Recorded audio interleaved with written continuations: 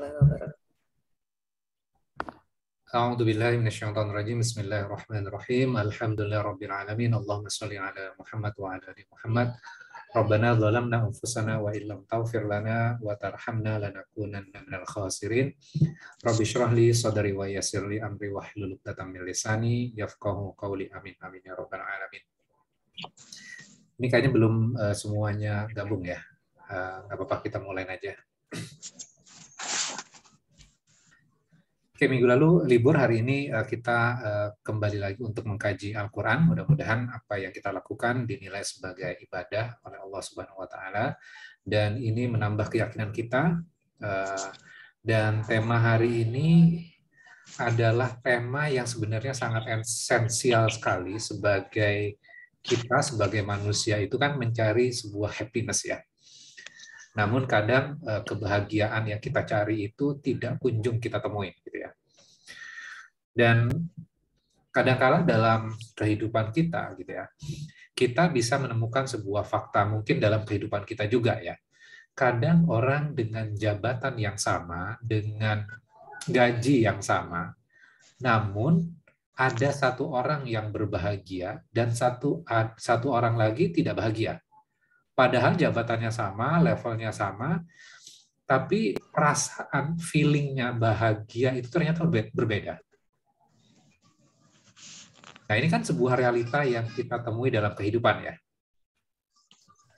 Atau juga kita bisa lihat, kadang juga orang yang memiliki jabatan lebih tinggi, dengan gaji yang luar biasa angkanya, dengan fasilitas mobil dari perusahaan, namun dia tidak merasakan kebahagiaan. Sedangkan orang yang levelnya di bawahnya dia, orang itu merasa bahagia. Kebetulan kemarin juga ngobrol dengan beberapa teman gitu ya. Dia memiliki jabatan yang tinggi gitu ya. Posisinya adalah direktur, dia bilang bahwa saya nggak happy dengan kehidupan saya sekarang. Nah, artinya bahwa kadar kebahagiaan, happiness itu bukan tergantung posisi berarti kan. Tidak tergantung dari pangkat, tidak tergantung dari gaji. Ya. Berarti ada faktor lain tuh. Nah, ini yang kita akan kaji malam ini. Mudah-mudahan kita bisa menemukan jawaban mendasar sumber kebahagiaan itu sebenarnya di mana. Ya. Dan satu pertanyaan lagi ya. Kalau kita lihat gitu ya, kadang kita liburan ke sebuah tempat gitu ya, tempat yang luar biasa dengan fasilitas yang luar biasa, hotelnya juga luar biasa, view dari hotel itu juga sangat bagus sekali. Ya. Dan pada saat itu kita merasakan sebuah momen itu adalah momen yang membuat kita happy. Kenapa kita liburan? Karena kita merasa bahwa di kantor kita merasa stres, merasa terlalu penat sehingga kita liburan. Namun setelah kita liburan, balik lagi ke pekerjaan, kadang stres juga nggak? Balik ke stres yang awal nggak? Bisa jadi, ya, bisa jadi. Jadi ternyata momen happy itu ternyata sebentar loh yang kita rasakan. Namun ada beberapa orang yang dia hanya liburan ke pasar malam, tapi perasaan happy-nya itu bertahan cukup lama. Sebulan dia merasa happy, Mas Yan, merasa bahagia hanya liburan di pasar malam saja. Nah, sekarang kita lihat ya, ada nggak sih sebenarnya di dalam Al-Quran untuk menjawab pertanyaan itu? Nah, silakan Ibu Bapak sekalian buka surat ke-10 di dalam Al-Quran.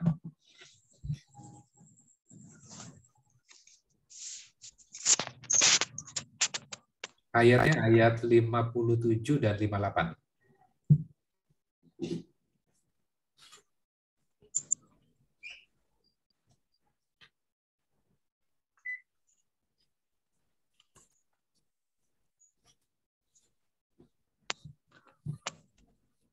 Udah ketemu?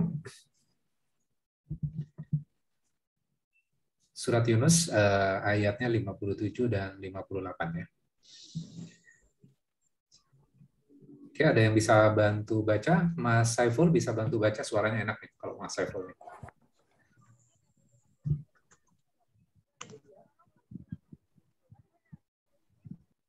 Mas Saiful?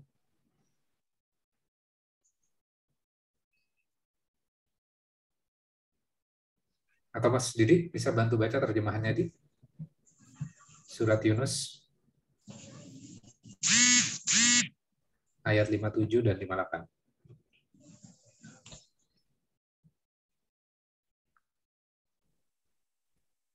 Suaranya masih di mute.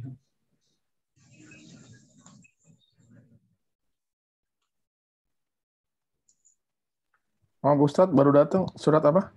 Surat Yunus ayat 57 dan 58.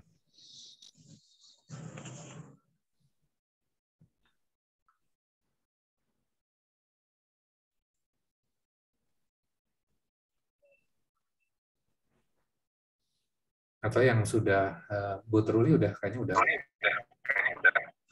bisa dibantu baca Bu Truli. Bisa dibantu baca Bu Truli. Ya. Bismillahirrahmanirrahim. Wahai manusia, sungguh telah datang kepadamu pelajaran Al-Quran dari Tuhanmu, penyembuh bagi penyakit yang ada dalam dada, dan petunjuk serta rahmat bagi orang yang beriman. Katakanlah, Muhammad, dengan karunia Allah dan rahmat-Nya, hendaknya dengan itu mereka bergembira. Itu lebih baik daripada apa yang mereka kumpulkan. Nah, kita bahas dari ayat 58 dulu ya. Kita lihat 58-nya, kemudian kita naik ke beberapa bagian di atasnya lagi. Di bagian terakhir di ayat 58 itu, huwa khairum mimma yajma'un. Dia lebih baik dari apa yang mereka kumpulkan. Yajma'un itu adalah mengkolek, mengumpulkan. Ya. Nah, apa sebenarnya yang manusia kumpulkan? Nah, ini kita perlu kaji, perlu kita perdalam lagi sehingga kita bisa memahami lebih komprehensif ya. Jadi kalau kita pahami seperti ini ya, orang hidup itu penuh dengan keinginan nggak? Penuh keinginan. Keinginan itu memberikan sebuah energi kepada kita. Benar nggak? Jadi kalau misalnya kita pengen jadi profesional, bekerja di perusahaan besar, atau menjadi dokter, menjadi insinyur, menjadi pengusaha, maka keinginan itu memberikan sebuah energi kepada kita ya untuk mencapainya. Oke, balik lagi. Orang hidup punya banyak keinginan. Keinginan itu bukan hanya kaitannya dengan fisik saja, tapi non-fisik. Pengen dihormati, pengen dihargai, pengen dilihat oleh orang, gitu ya. Pengen dipuji dan segala macamnya. Jadi keinginan itu sangat banyak sekali. Nah, keinginan-keinginan itu ketika terpenuhi akan membuat diri kita apa? Bahagia. Bahagia. Jadi yang kita kejar adalah kita memiliki banyak keinginan. Kemudian kalau keinginan itu tercapai, maka kita akan membuat diri kita bahagia. Oke. Contohnya misalnya gini. Ketika kita dapat pekerjaan, maka saya akan happy. Kalau saya lulus dari perguruan tinggi yang populer gitu ya, yang terkenal, maka saya akan happy. Kalau saya mendapatkan gadis yang saya idam-idamkan, maka saya akan happy. Ya. Kalau saya mendapatkan sebuah apresiasi dari orang lain, dari bos saya, dari teman rekan kerja saya, maka saya akan happy. Jadi keinginan-keinginan itu untuk mencapai sebuah happiness. Oke, sekarang kita lihat seperti ini. Ketika keinginan itu tercapai semuanya, misalnya ingin handphone deh, atau mobil, atau sepeda motor. Ketika pertama kali memperolehnya, kita bahagianya luar biasa nggak? Ketika tercapai itu semua. Bahagia. Oke. Setelah 3 bulan, level bahagianya, kadar kebahagiaannya sama nggak dengan pertama kali kita memperoleh itu? Mulai turun ya. Mulai turun. Kalau setahun kemudian? Udah lupa. Udah lupa. Handphone aja kalau beli pertama kali kan dilap, ya. Nggak boleh baret. Tapi setelah setahun digeletakin begitu saja. Gitu. Ya. Artinya apa? Artinya momen kebahagiaan itu kalau seperti itu berarti sebentar dong. Kalau kita memperoleh pasangan yang kita idam-idamkan gitu, kita happy, tapi happy-nya bertahan setahun atau cuman hitungan beberapa bulan saja?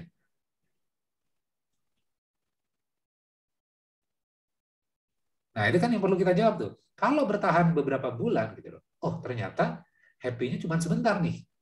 Padahal untuk mencapai sebuah keinginan, kita kan butuh effort yang luar biasa untuk mencapainya dan memperolehnya kan.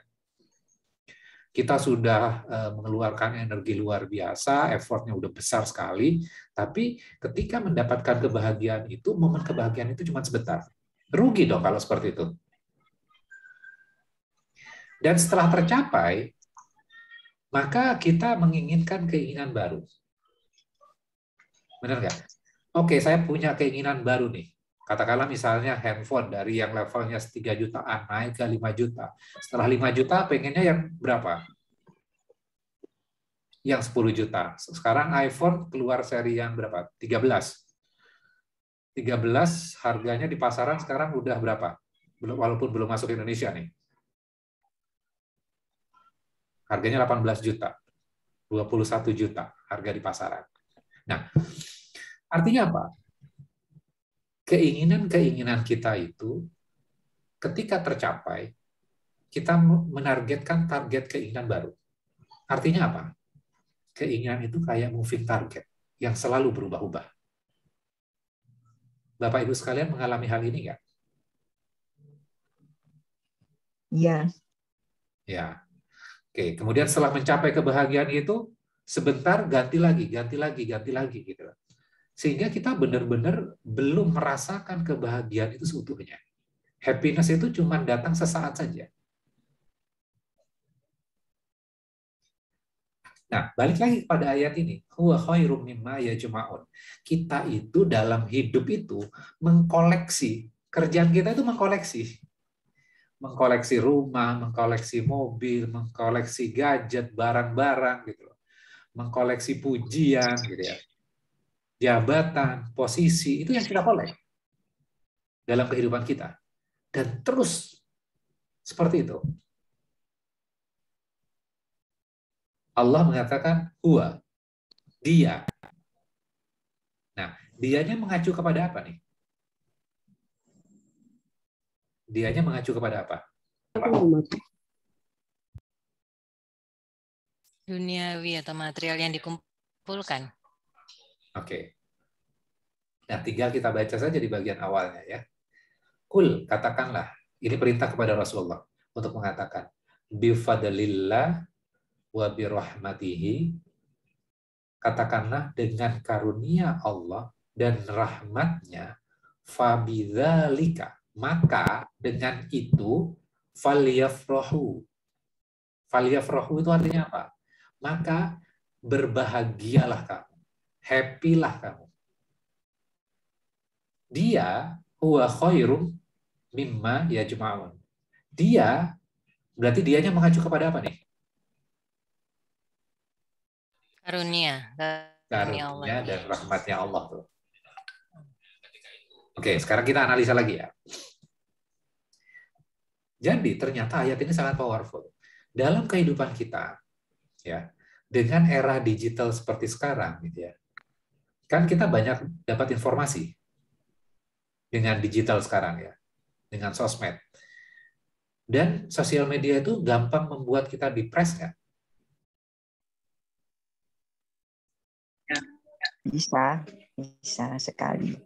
Sangat sekali. Oke, kenapa?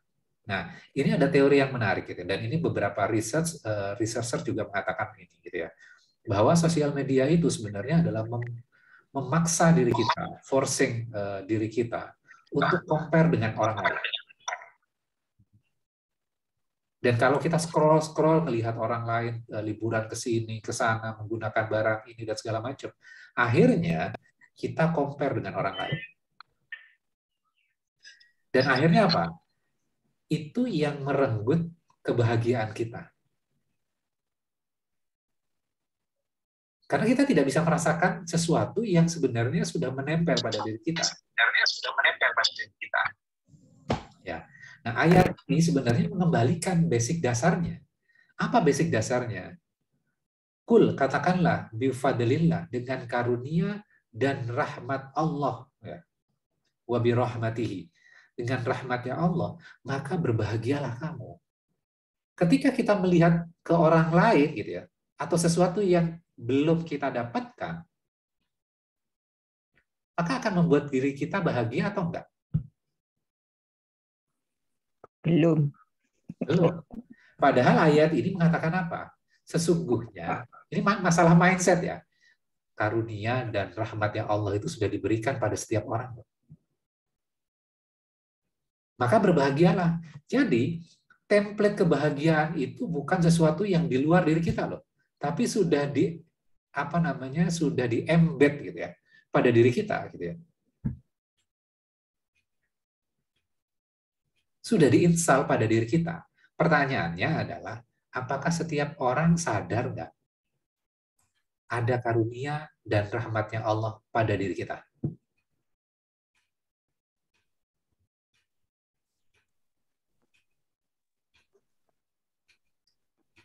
Pertanyaan itu adalah terhadap diri kita. Kita merasa nggak kita diberikan karunia dan rahmatnya Allah?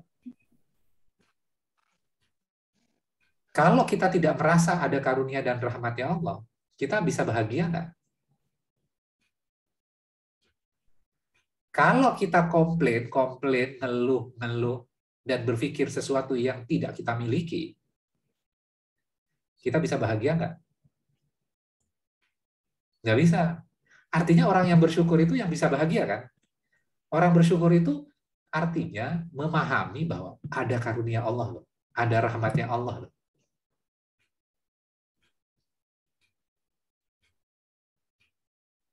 Benar nggak tuh? Iya. Jadi ternyata ayat ini tuntunan kepada diri kita loh, Muslim, untuk kita merasakan kebahagiaan. Jadi kita paham ya, kenapa kita kok nggak bahagia ya?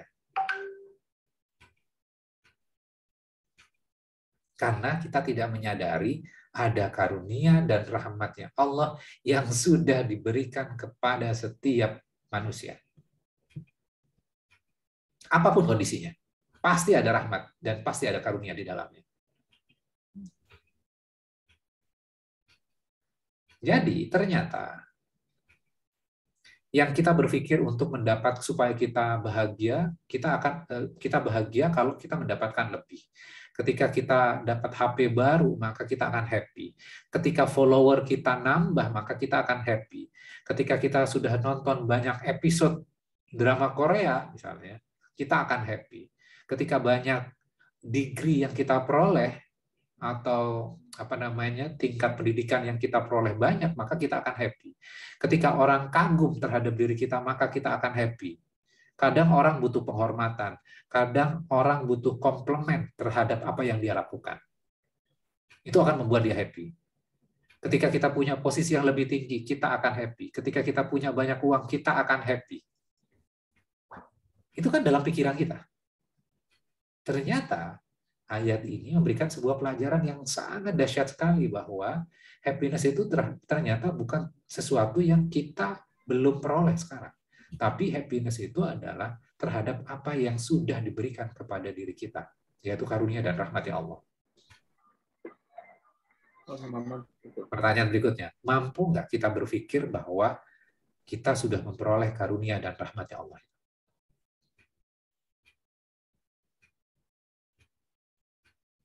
Nah, sekarang kita belajar merasakan ya. Ini kan kaitannya dengan mindset ya. Balik lagi ke pertanyaan awal tadi saya gitu ya. Ketika seseorang dengan jabatan yang sama, katakanlah sama-sama dosen gitu ya, levelnya sama, gajinya pun sama, tapi kenapa kok ada satu orang merasa dia sangat bahagia sekali, yang satu lagi komplain ini kok gaji nggak naik-naik, fasilitas gini-gini aja. Kenapa tuh? Terjawab nggak dengan ayat ini? Menikmati syukurnya. Ya, yang satu bersyukur, sehingga ketika dia bersyukur, ini karunia-Nya Allah, ini rahmatnya Allah, maka dia berbahagia. Jadi, ternyata mengamalkan agama Islam itu sederhana. Jadi dengan mensyukuri saja, kemudian dia berbahagia dengan itu, perintahnya faliyafrahu loh ini. Happy-lah kamu, berbahagialah kamu terhadap karunia dan rahmatnya Allah.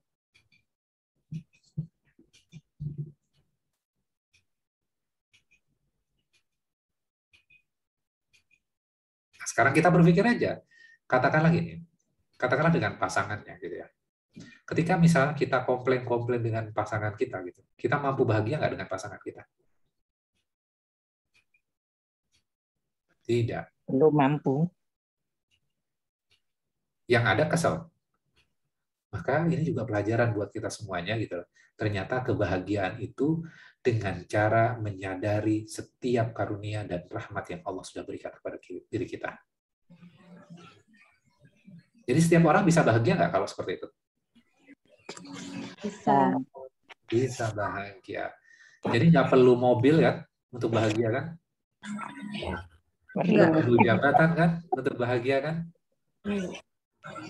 Nggak perlu jadi spesialis dulu baru bahagia kan?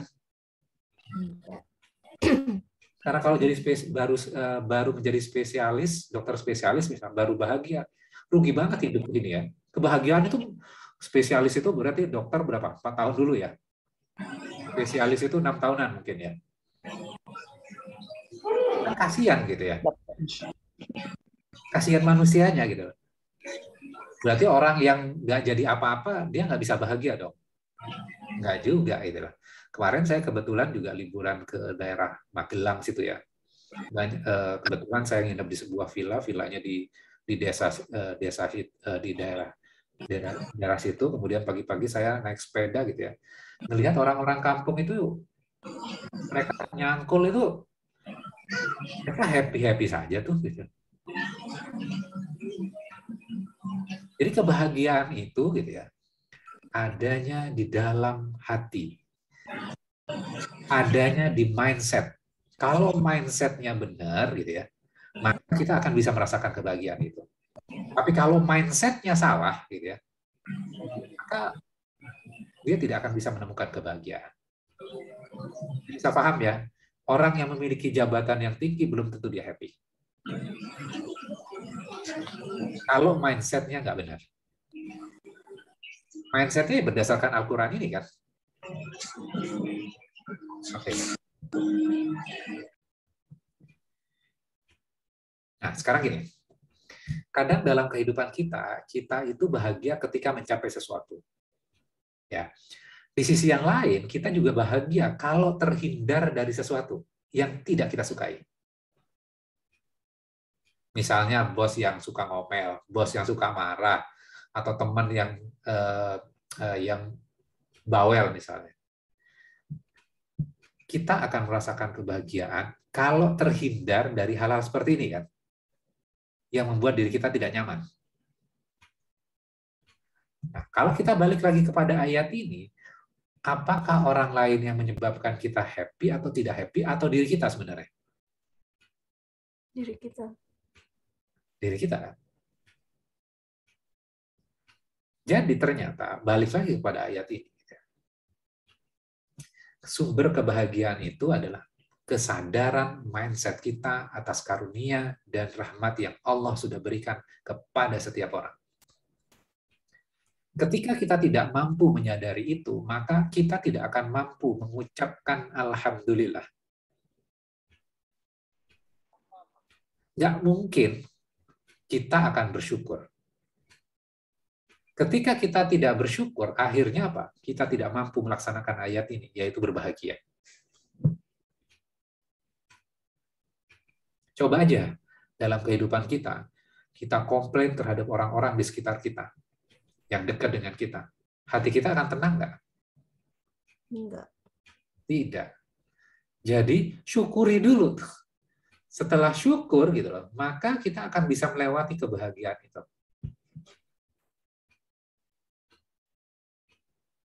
Ternyata dahsyat ya ayat ini ya.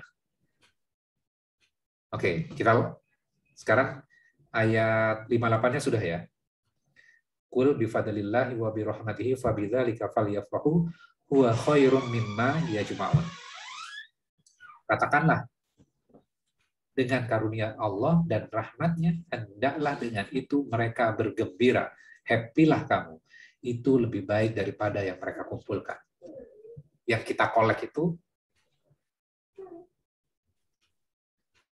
yang karunia dan rahmatnya Allah itu lebih dibandingkan itu semuanya.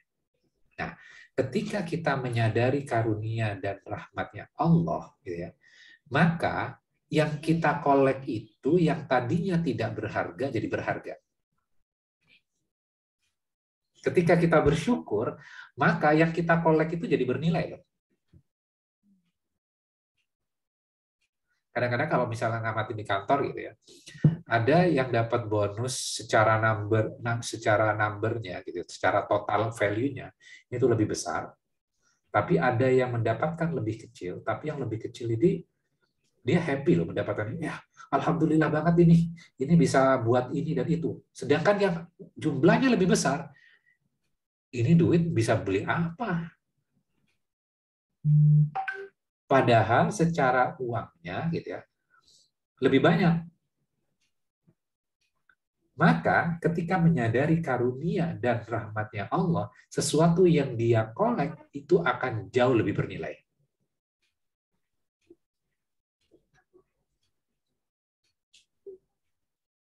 Bisa difahami ya? Jadi pentingnya pada diri kita untuk menyadari karunia dan rahmatnya Allah. Setiap orang bisa berbeda-beda nggak? Karunia dan rahmatnya. Dan pasti diberikan karunia dan rahmatnya Allah nggak setiap orang? Pasti. Kalau jawabannya pasti, berarti setiap orang harusnya bahagia dong. Iya. Oke. Ayat 58 udah. Sekarang kita ke ayat 57. Kita singgung sedikit aja. Ini diawali dengan ya ayuhan nas. Wahai manusia. Qad ja'atkum mau'izatun mir rabbikum wa syifaa'un lima fis sudur. Wahai manusia, sungguh telah datang kepada kalian mau'izah, yaitu pelajaran. Dan pelajaran ini mengacunya adalah kepada Al-Quran. Mir rabbikum, dari Tuhan kalian, wa syifaa'un lima fis sudur, dan penyembuh bagi apa yang ada di dalam dada. Nah, yang menarik adalah gini. Kata di dalam bahasa Arab itu biasanya connect terhadap sebuah imajinasi pada waktu itu ya, bangsa Arab pada saat itu. Jadi kata itu dipilih dengan sebuah imajinasi atau dekat dengan koneksi diri mereka gitu ya. Jadi kadang-kadang kan kita lupa tentang historical kata, pilihan kata itu kan. Nah, di dalam ayat ini yang menarik adalah wasyifaa'ul lima fis sudur. Kata wasyifa itu sebenarnya kalau kita kan berpikir kalau disembuhkan berarti kan penyakitnya akan hilang. Ternyata salah satu makna dari syifa ini adalah dia tidak menghilangkan 100%. Mungkin bisa difahami seperti ini ya. Tubuh kita itu kan mungkin Bu Truli yang dokter ya. Di dalam tubuh kita itu banyak bakteri nggak? Secara kedokterannya, Bu? Ada, Pak. Ada, oke. Artinya bahwa tubuh kita itu juga banyak bakteri dengan komposisi dengan jumlah yang yang sesuai. Seimbang ya. Yang seimbang, oke. Ketika ada ketidakseimbangan, ketika lebih, maka akan ada problem pada diri kita kan? Oke. Artinya apa? Bahwa ketika melebihi dosis tertentu, dengan komposisi tertentu, ketika dia lebih dari dosis ini, maka akan menimbulkan problem pada diri kita. Ya. Sehingga pengobatannya itu bukan menghilangkan semua bakterinya, tapi mengembalikan kepada kadar normal. Ya. Nah, ini kan sebenarnya ilmu umum yang kita bisa peroleh kan. Nah, wa syifaa'ul lima fis sudur, mengobati, penyembuh terhadap apa yang ada di dalam dada. Yang di dalam dada itu apa? Emosi, perasaan, marah, kesel, itu dibutuhkan. Emosi-emosi itu kan dibutuhkan, tapi dengan kadar tertentu. Ketika melewati batas, maka menyebabkan problem nggak? Iya. Ketika misalnya nervous terus-terusan, tegang terus-terusan, maka akan menjadi problem nggak buat dia? Iya. Ya. Oke. Ketika misalnya komplain, sebenarnya komplain dalam tahap wajar, ya, ada tahapan wajarnya, maka itu nggak masalah. Marah itu juga nggak masalah, karena marah itu juga sudah Allah install pada setiap orang kan. Kalau misalnya perbuatan buruk kita nggak marah, berarti kan ada problem pada diri kita kan. Jadi ada kadarnya tuh, ada kadarnya. Maka dalam kehidupan kita kadang gitu ya, penyakit yang ada dalam diri kita itu melebihi batas maksimumnya. Ketika sering emosi gitu ya, sering marah, maka ini juga problem kan. Menganggap orang lain salah terus, ini juga problem kan. Maka wasyifa lima fis sudur itu juga Allah memberikan pengobatan yang ada di dalam diri kita, yang ada dalam dada diri kita, itu balik lagi ke tahapan normal kembali.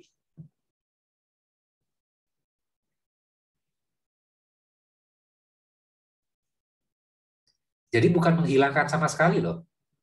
Kemudian kita muslim, wah kita nggak marah sama sekali, kita nggak tersinggung sama sekali. Nggak seperti itu juga.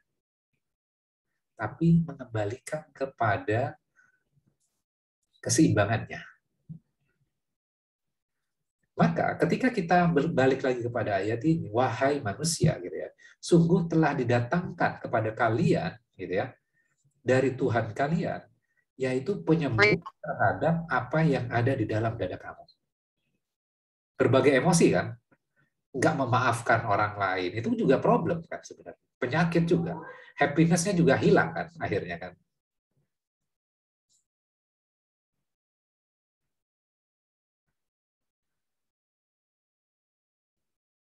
Wahuda wa rahmatul lil mu'minin, dan petunjuk dan rahmat bagi orang-orang yang beriman. Nah, sekarang ini pertanyaannya. Kenapa sih kita nggak bahagia? Kenapa sih kita nggak merasakan sebuah kenyamanan gitu ya? Padahal kan hidup itu kan tujuannya supaya, salah satunya adalah supaya kita bahagia kan? Kok Muslim itu kayaknya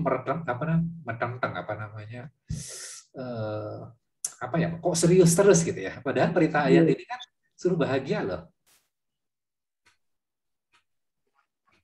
Orangnya sendiri. Kalau dilihat di masjid misalnya ada anak rame sedikit aja udah marah gitu ya. Padahal namanya juga anak-anak kan. Nah kalau misal kita terus memiliki habit seperti itu, berarti kan keluar kadarnya, gitu ya, keluar kadarnya. Gitu. Dan itu juga tidak baik. Sehingga balik lagi kepada Al-Quran ini, jadikan Al-Quran itu sebagai penyembuh terhadap terhadap sesuatu yang di luar keseimbangan di dalam hati kita. Pertanyaan berikutnya, gimana caranya Al-Quran menjadi petunjuk dan rahmat bagi kita? Kalau kita nggak pahami. Sulit atau enggak? Sulit. Sulit. Kalau kita ngajinya hanya diskusinya kaitannya yasinan bid'ah atau nggak bid'ah, kita akan melewatkan pelajaran ini loh, Al-Quran ini loh. Padahal kan ini penting buat kehidupan kita. Jadi Muslim itu suruh bahagia loh sama Allah sebenarnya. Ya enggak? Iya.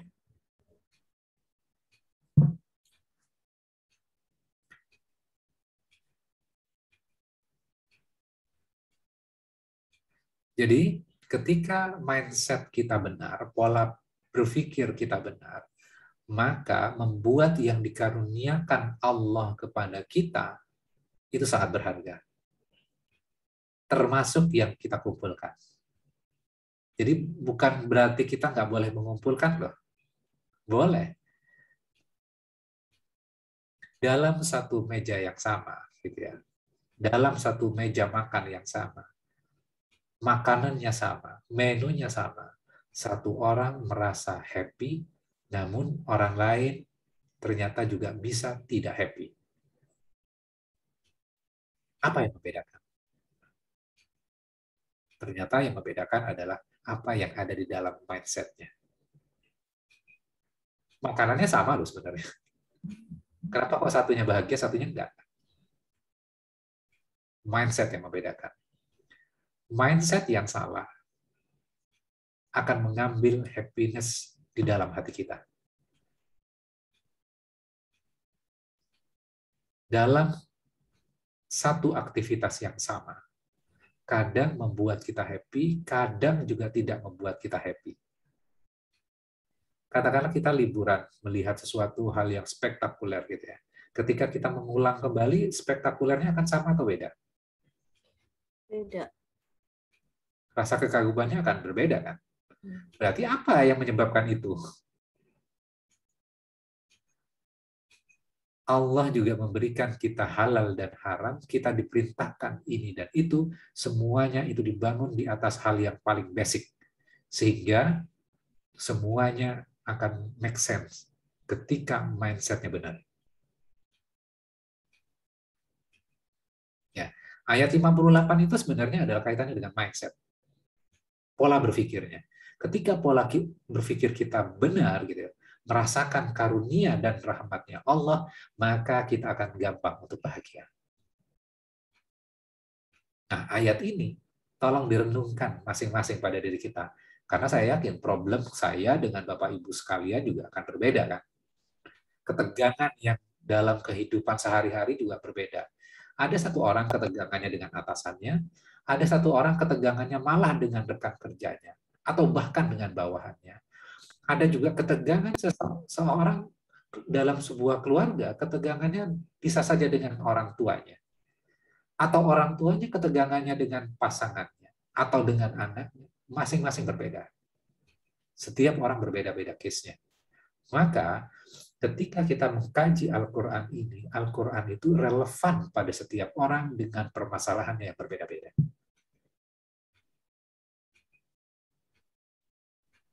Oke, cukup sampai di situ. 2 ayat dulu. Monggo sih, kalau ada pertanyaan, silakan. Mudah-mudahan semua bahagia ya. Caranya yang efektif gimana, Ted? Kalau misalnya tadi ya kan, sosmed, kita ngelihat orang begini-gini tingkatannya, terus tingkatan kita baru segini, kita ngelihat ke mana yang lebih yang efektifnya.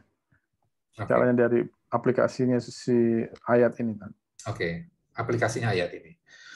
Kita tidak melihat orang lain ya. Ayat ini menganjurkan apa? Qul bifadlillah. Katakanlah, karunia-Nya Allah itu dan rahmatnya berarti diberikan kepada siapa?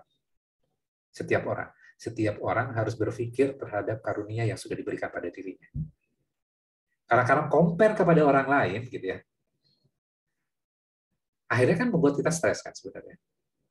Maka ayat ini panduan dasar pada diri kita supaya praktis gitu ya. Maka lihat karunia dan rahmat yang Allah sudah berikan kepada diri kita. Kebetulan kemarin dia juga saya ngisi khutbah Jumat ya, materinya ini gitu ya. Tiba-tiba ada seseorang setelah sholat Jumat itu datang ke saya gitu kan. Dia bilang seperti ini, saya itu, jadi dia bercerita. Biasanya kan pasangan itu laki-lakinya posisinya lebih tinggi dibandingkan perempuan ya. Biasanya ya. Namun dia sebaliknya tuh. Suaminya ini, si laki-laki ini kalah sama istrinya. Baik dari posisi dan dari gaji. Dia hanya staf biasa saja. Dan yang dilakukan rutinitas setiap hari. Dan itu membuat dia stres. Kemudian dia bercerita. Ayat tadi itu luar biasa buat saya. Karunia dan rahmatnya Allah. Berarti saya melakukan kegiatan saya sehari-hari itu karunia-Nya Allah ya. Saya diberikan kesehatan itu karunia-Nya Allah ya. Nah, kadang itu kan kita tidak sadari kan. Dengan kesehatan, dengan pasangan yang sama, memiliki anak, rumah tangganya juga masih normal. Itu kan karunia. Namun karunia itu kadang-kadang nggak kelihatan kan.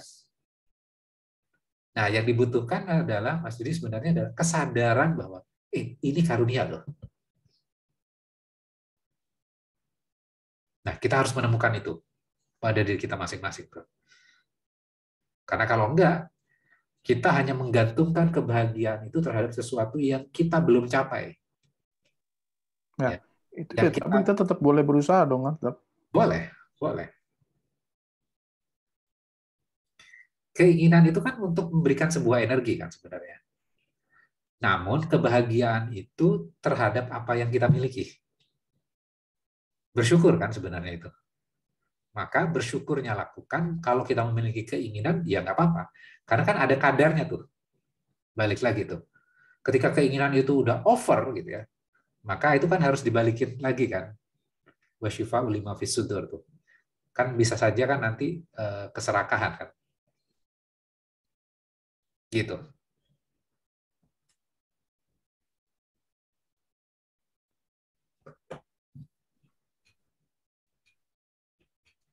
Ya, ayat ini memang membuat kita berpikir ya. Membuat kita berpikir, kemudian merenungkan. Tidak mungkin kita akan bisa merasakan kebahagiaan kalau kita nggak merenungkan ayat ini. Dan merenungkan terhadap diri kita. Jadi nanti sebelum tidur juga berpikir ya, apa ya karunianya? Apa ya karunia dan rahmatnya Allah terhadap diri saya? Ustaz, mohon maaf. Kalau seandainya kita tidak membandingkan diri dengan orang lain, berarti kita akan susah punya mimpi dong. Karena kita stuck dengan diri kita sendiri. Mungkin nggak? Oke. Ayat ini, ya, jadi harus ditempatkan di porsinya. Kan ayat ini kan kita tidak bisa mengkaji ayat cuma 58 aja ya. Kita juga harus melihatnya dari ayat ke-57.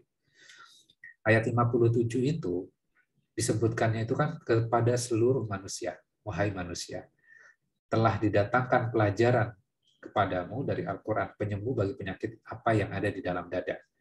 Dan petunjuk serta rahmat bagi orang-orang yang beriman. Jadi ada syaratnya tuh, harus beriman tuh. Jadi petunjuk dan rahmat bagi orang-orang yang beriman. Kemudian katakanlah, dengan karunia Allah dan rahmatnya, hendaklah dengan itu mereka bergembira. Itu lebih baik dari apa yang mereka kumpulkan. Di ayat ini artinya bahwa manusia itu lebih baik bahasanya. Jadi boleh nggak ngumpulin? Boleh. Boleh gitu ya. Boleh nggak misalnya, oke, saya pengen mengejar target seperti itu. Ya boleh gitu ya. Namun supaya kamu bahagia, kamu boleh melakukan itu, namun jangan lupakan karunia dan rahmat yang Allah sudah berikan pada diri kamu. Untuk kamu maju, gitu ya, kejar target itu. Tapi jangan dijadikan itu sebagai sumber kebahagiaan. Loh. Kamu sekarang udah bisa bahagia. Kamu nggak mencapai itu pun kamu bisa bahagia. Bahasa sederhananya gitu tuh. Yeah. Jadi boleh memiliki mimpi, kemudian karena kan Muslim itu kan sebenarnya dianjurkan untuk menjadi orang kaya. Haji dan umroh itu butuh apa? Butuh uang kan? Yeah. Bersedekah itu butuh apa? Butuh uang. Zakat itu butuh apa? Untuk membantu orang lain. Itu butuh apa? Nah, itu kan keinginan-keinginan ya. Keinginan itu bukan kaitannya dengan harta saja ya. Keinginan jadi sukses, keinginan misalnya kadang orang pengen mendapatkan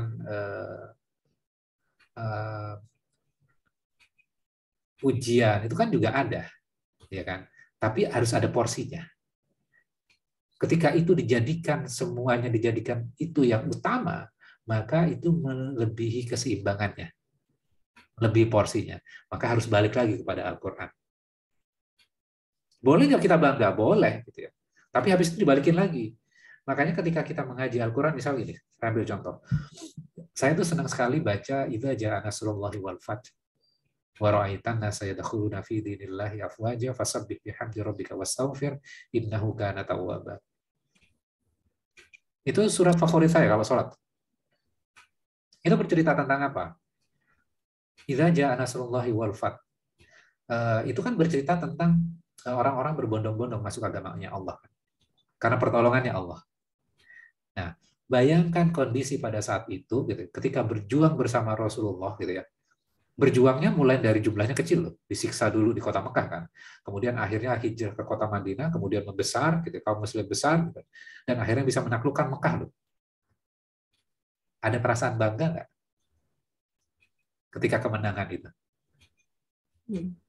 Ada perasaan bangga. Maka turunlah ayat itu. Idza jaa nasrullahi wal fath. Ketika datang pertolongan Allah. Disebutkan pertolongannya Allah loh itu.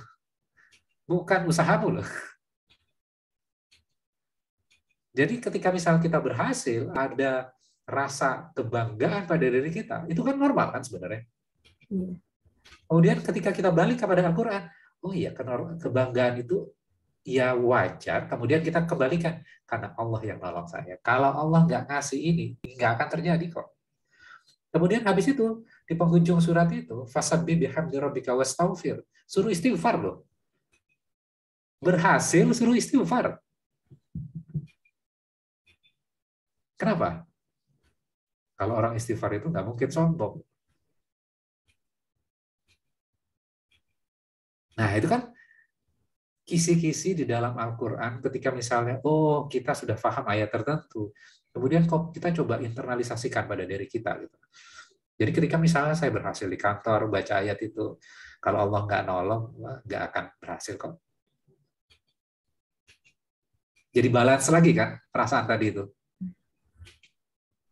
Wa syifa'ul lima fis sudur. Gitu. Nah, ini kan proses ya buat kita semuanya gitu loh. Saya nggak mengatakan bahwa diri saya perfect gitu ya. Kita sama-sama belajar juga gitu loh. Kita coba kalibrasikan semua yang kita lakukan itu berdasarkan parameternya adalah parameter Al-Qur'an. Gitu.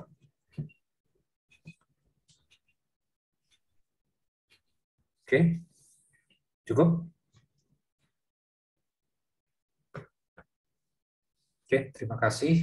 Mudah-mudahan apa yang kita pelajari malam ini kita bisa internalisasi, kemudian kita aplikasikan dalam kehidupan kita. Dan yang paling penting adalah bagaimana Al-Quran itu menjadi sebuah keseharian. Merenungkan Al-Quran dan merenungkan kehidupan itu juga bagian zikirnya kita. Zikir itu tidak harus mengucapkan, tidak selalu mengucapkan subhanallah walhamdulillah wala ilaha illallah wallahu akbar ya. Ada bagian zikir yang lain juga yang harus kita lakukan gitu ya. Merenungkan kehidupan kita, kita mengevaluasi, oh kenapa saya kok nggak bahagia ya, kok hati saya anxiety terus, was-was terus gitu loh, politik kok gini-gini aja, ekonomi kok gini-gini aja, kesehatan kok makin hari bakteri, virus makin berkembang, ini maksudnya apa gitu ya, kenapa Allah izinkan ini semua terjadi gitu ya. Dan akhirnya apa? Kita tidak memperoleh ketenangan. Anxiety setiap saat, was-was setiap saat. Mau ketemu orang, was-was. Ketika dihina orang, was-was lagi. Maka kita harus balik lagi kepada Al-Quran ini. Dan itu merupakan sumber ketenangan pada diri kita. Ketika kita menyadari karunia dan rahmatnya Allah yang diberikan pada diri kita, maka perintah berikutnya adalah berbahagialah. Ini adalah sebuah formulasi di dalam Al-Quran.